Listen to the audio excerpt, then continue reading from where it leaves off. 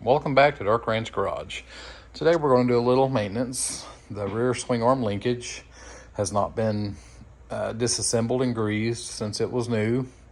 Granted, it was just bought this year, but still with everybody's recommendation that the linkage gets some fresh grease soon after it's manufactured. I think it's probably about time. This bike has almost 1,000 miles on it, mostly just backyard riding and a few trails. But anyway, we're going to tear it down and grease those linkage bearings and put it back together. All right, so I've got it up on a motorcycle jack, and I've got this jack under the back to be able to help support the wheel when I remove the linkage and the shock. The tools we're going to be using, not Oberon, but a 14, a 17, a couple 17 wrenches, a 14 wrench, a ratchet, and I'll probably use my impact to get it apart. Yeah, you'll have to pardon my dog. He loves being anywhere I'm at all times. But we're going to be pulling those 4 bolts out here, here, here, and then this one is held by this side that goes across. Got a nut on the other side, but I'm going to pull all this apart, and I'll see you at the bench. All right, there's the 4 bolts. There's part of the linkage and another part of the linkage. And just like people said, they come dry from the factory.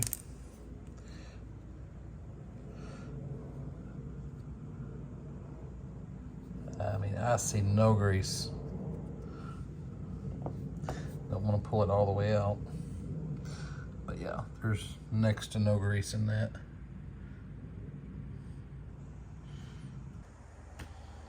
So I'm going to start with cleaning these up a little bit. They are pretty dirty. Don't want to get any of the dirt and grit into the bearings and stuff before you actually put the grease in it. So I like using WD-40. Anything that's dirty, it just seems to, clean it up really quick. Just takes the dirt right off with just a quick wiping.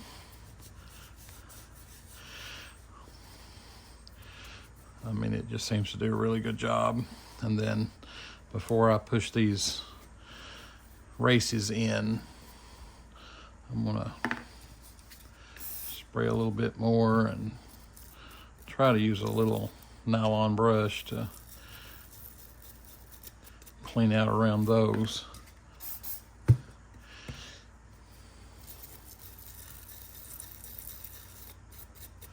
Again, just don't want any of that dirt and grit to get down into the bearing before we put grease in it. I've not pulled these sleeves out yet to know whether or not they're rusty. I'm hoping not, but getting ready to find out. So on these bearings too, a lot of times when you start to pull them out, if you go too far,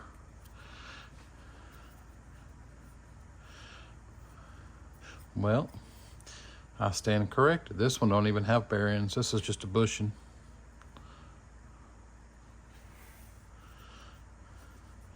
But still, can use a little bit of grease.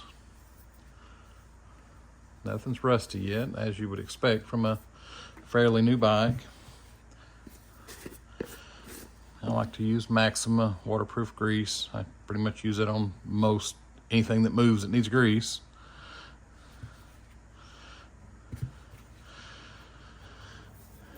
So I'm just gonna get in here and grease it a little bit. I can reach all the way to the end of that bushing. Push that one back through.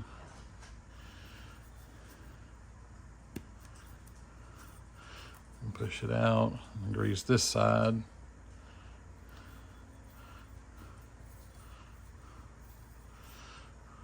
Make sure the seal's got some grease on it. Center it back up in there, and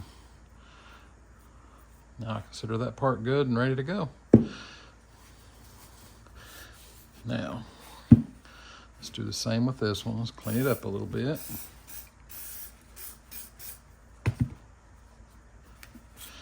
Yeah, I don't use WD-40 to lubricate a whole lot, but I sure like using it to clean with. But again, trying to get the dirt and grit off. Do not want that in the bearings.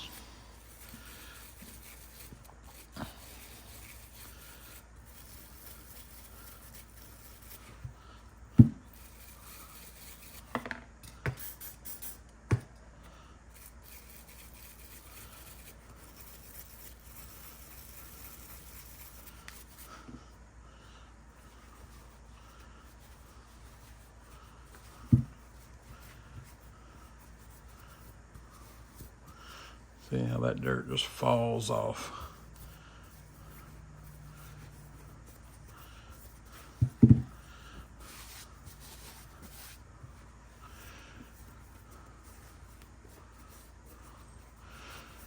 Alrighty, let's just do one at a time.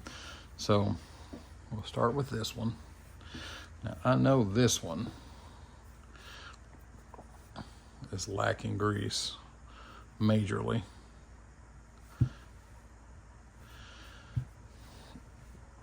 See, this race here, this is just the stopper that goes on the race. The race itself is this. Again, I do not want to pull that all the way out, because if those needles come out of there, they're kind of a pain in the butt to get back in there.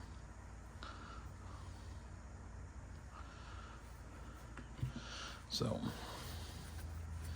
some are captured. I'm not sure whether the KLX is captured or not, but I don't want to find out. So take some of the grease, work it into the bearings a little bit more. Work it into the bearings a little bit more, and work it into the bearings.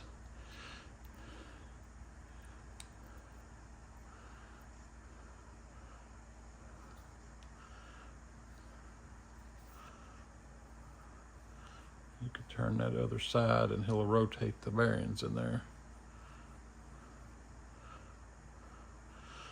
See, now that I've got a little grease in there, I can pull that other side out. I don't have to worry about the bearings falling. So now, a little bit more grease. I'm going to grease the other side.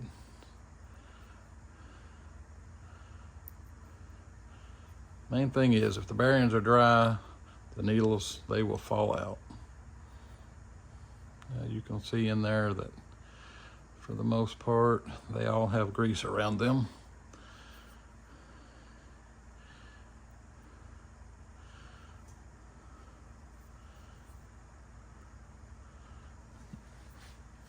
So I'm going to clean this.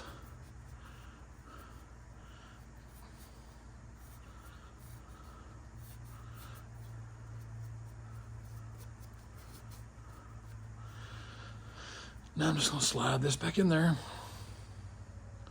Just being easy to make sure I'm not catching the needles.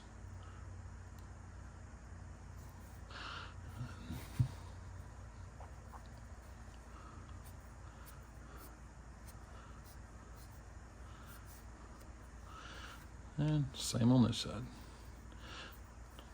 I'm going to roll it around, just make sure they got plenty of distribution in there. All right, now that's got that one done. So now I'm going to move to this one. See, it has bearings as well. So we don't want to pull it all the way out quite yet.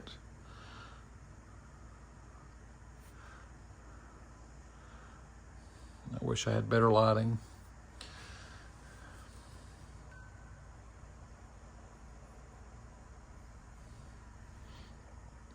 But a little bit of grease in there to hold them in place.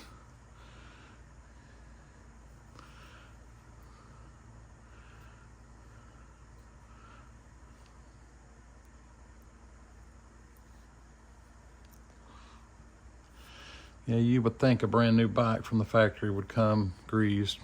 It doesn't look like there's a bit of grease in those bearings or those needles.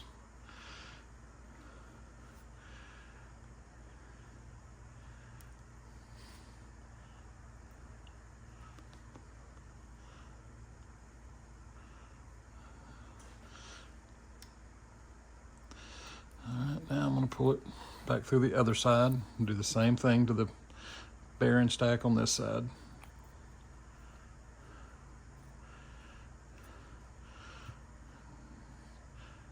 Just put a little in there.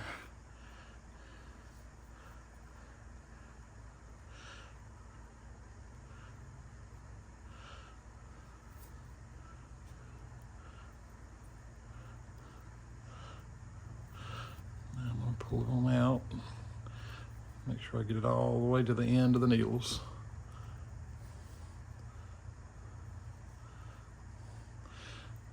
It looks well greased to me now. Push the center back in there. Now that's got 2 of them down. I'm gonna push this one out. Same thing. Well, this one is actually bushings, so I'm just gonna pull it all the way out. A bushing in there. Just put a little bit of grease in it. Both sides. I mean, a bushing's not going to need much grease because it's literally going to push it out when I put the centerpiece back through. The center race back through.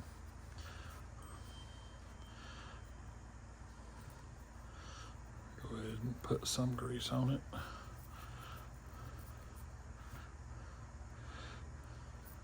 Not that it's going to get much done because it's going to roll it right back off, but all right.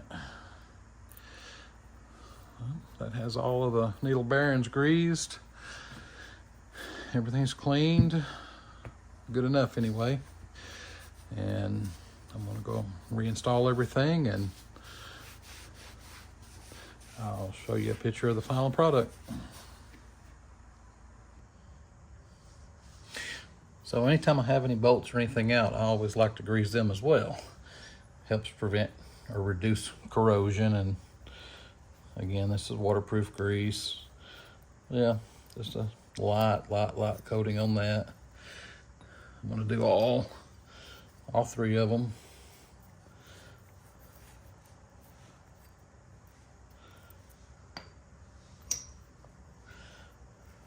All 3 of these are a different length.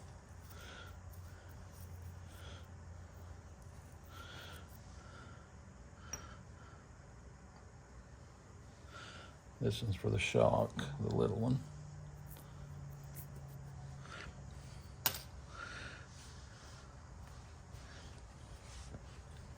But this one here is the one that goes back here on this part. And you take the longest bolt and it goes all the way into that keeper. And now the nut on the back side.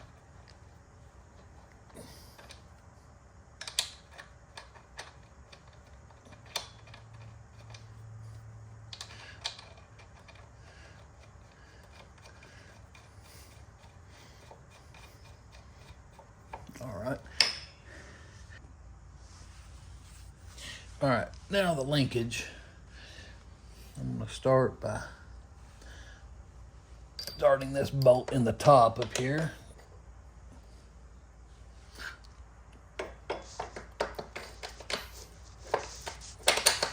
Push it through, make sure it gets seated in the little holders. And then I'm gonna put the little dog bones here. Get those started. And those will be held on the other side as well.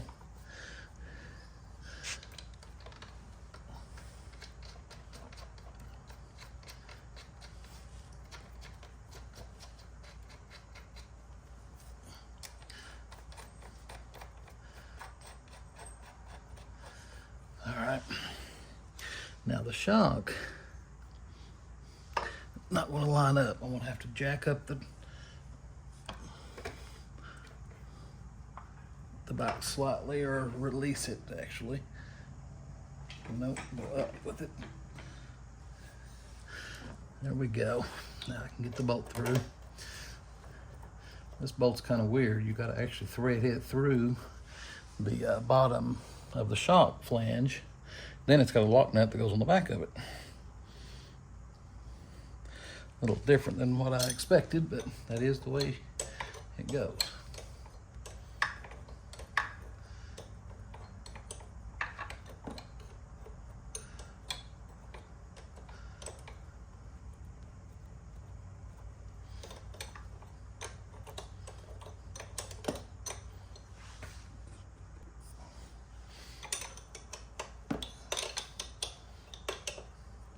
All right, now every one of these have a torque spec. There's the nut for the back, just a little bitty nut.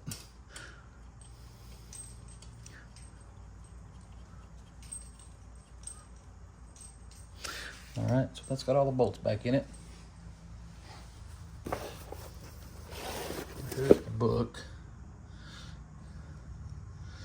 So the shock absorber, that bottom bolt I was just showing you, it's going to torque to 29 first, and then the nut's going to go on it and then torque to 21.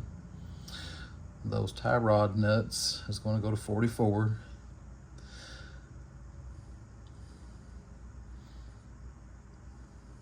Anyway, that's your torque specs. So we're going to grab the torque wrench. I'll be right back.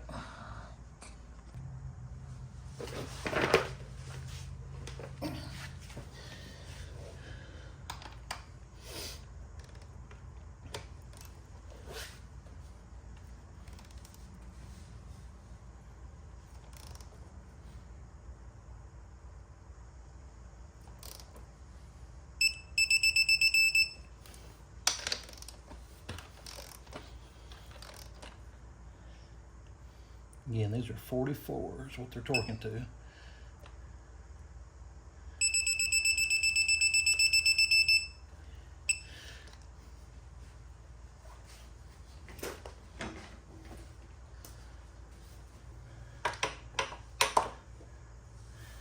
Can't even get to that one with the torque wrench. So the shock is going to be going down to 29.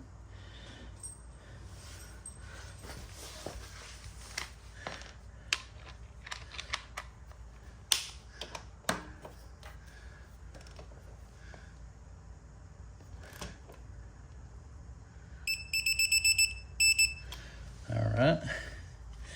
And now the nut on the back side of that torques to 21.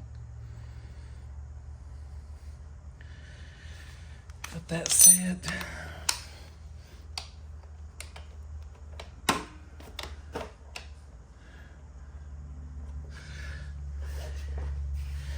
and can't get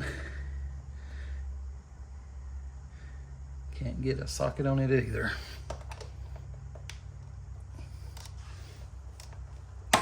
Yeah, again.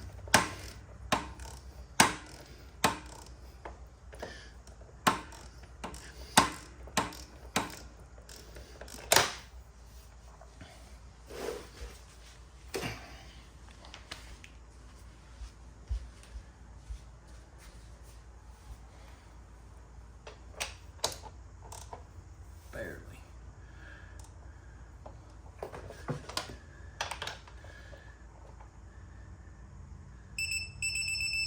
There we go. Got that one.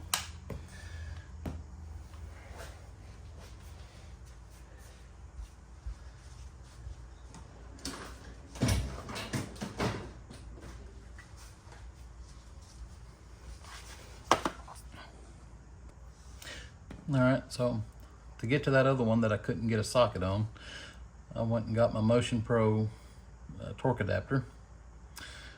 And this will allow me to get on that nut on the other side and actually torque it.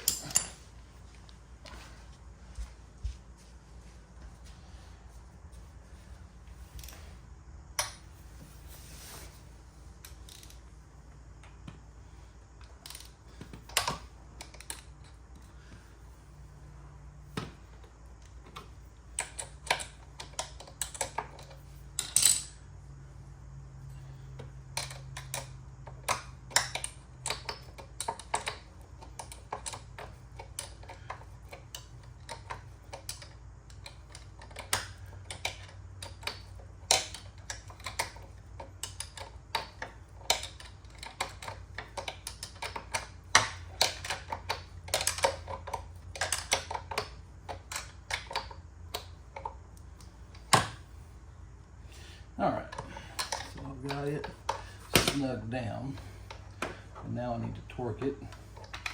The most ideal is to have these at 90, and there's no correction involved.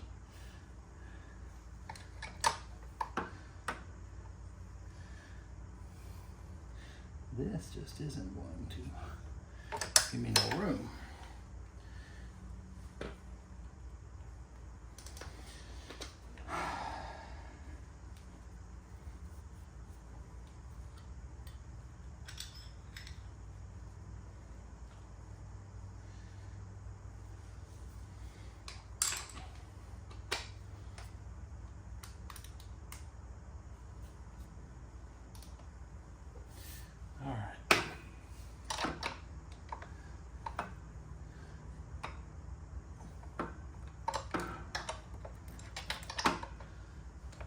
There's no room to work.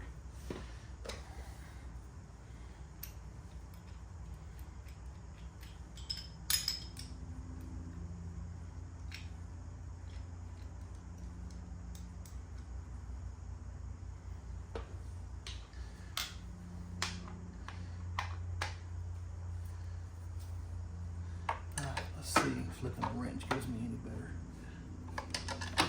Nope.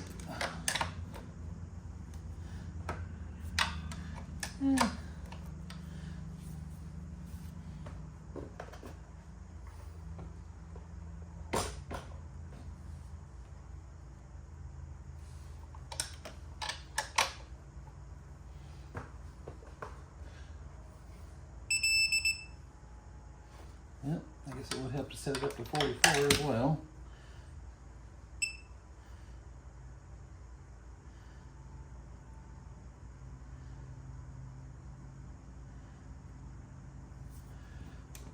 Get back to 90.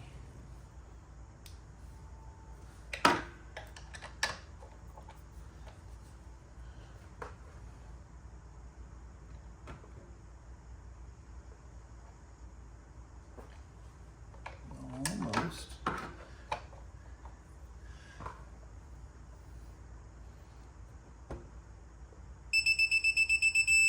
There we go. So now that one's at 44. Well, they are all now tight, and that pretty much concludes the bearing greasing for the KLX 140. This is the A model, or just a regular model, but that's it. Now it's serviced, and we've recently replaced the battery. A couple of odds and ends that we've done to it, but it should be serviced and ready to go now for next spring. So thanks for watching. If you enjoyed this, or if this was helpful at all, if you don't mind, like and subscribe, comment, whatever you'd like to do. Love working on toys, and got a lot more to come. I've got a couple TTR 125s I'm going to be working on. I've got a BBR frame cradle for that, and that'll be an upcoming project. I've got battery tenders to literally put on everything we have. We've got 9 units with batteries sitting out in the building. Got a bunch of kids, and they all like to ride, so I'm always busy maintaining this stuff. But again, appreciate your time. Like and subscribe. Trying to build this channel, and I've always wanted to do this, and I'm just going to pursue. Thank you.